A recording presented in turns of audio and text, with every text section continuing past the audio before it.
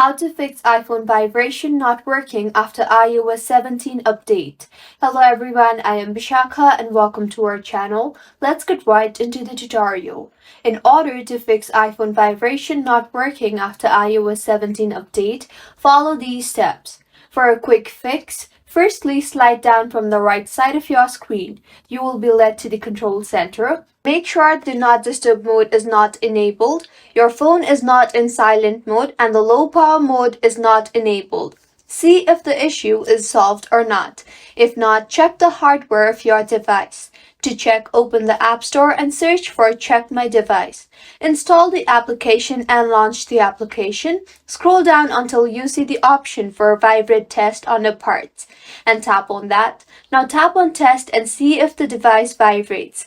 If it does not vibrate, then you will have to take your iPhone to Apple Service Store.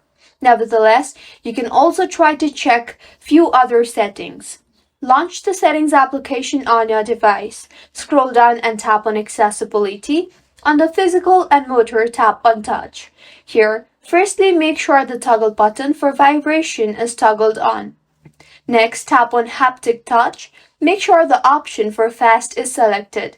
Now go back and tap on Sounds and Haptics. Here, tap on Ringtone. Scroll all the way to the up and select Vibration.